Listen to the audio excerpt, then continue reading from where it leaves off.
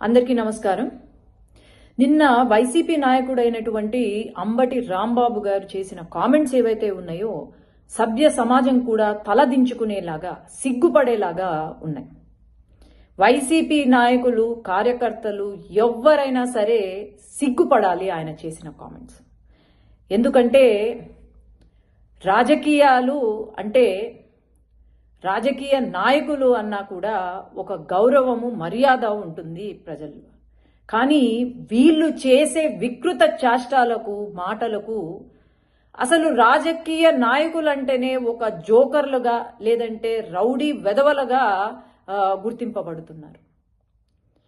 ఒక రాష్ట్ర ముఖ్యమంత్రి 4 సార్లు ముఖ్యమంత్రిగా చేసి 48 సంవత్సరాల అనుభవం ఉన్న వయసులో పెద్ద అయినటువంటి మన రాష్ట్ర ముఖ్యమంత్రి నారా చంద్రబాబు నాయుడు గారు 24 గంటలు కష్టపడుతూ ఉంటే రాష్ట్రానికి మేలు చేయాలి అని చెప్పి మన రాష్ట్ర భవిష్యత్తు బాగుండాలి అని చెప్పి కష్టపడుతూ ఉంటే ఓర్వలేక వీళ్ళు చేస్తున్న నాటకాలు ఏవైతే ఉన్నాయో అవి ఎవ్వరూ కూడా సహించరు.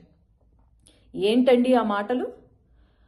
నోరుంది కదా అని అంబటి గారు ఆంబోతులాగా అరుస్తూ ఉంటే ఇక్కడ ఎవ్వరూ ఊరుకోరు.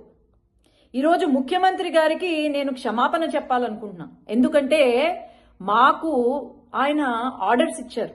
ఏంటి అంటే రాజకీయం అంటే ప్రొడక్టివ్గా ఉండాలా, డిస్ట్రక్టివ్గా ఉండకూడదు అని చెప్పి మీరు చేసే పని ఏదైతే ఉందో దానికి మీరు మంచి చెయ్యాలి, ప్రజలకు మీ నియోజకవర్గ ప్రజలకు మీ రాష్ట్ర ప్రజలకు మంచి చెయ్యాలి, ఎక్కడా కూడా నోరు పారేసుకోవద్దండి అని మాకు ఆర్డర్స్ ఇచ్చారు.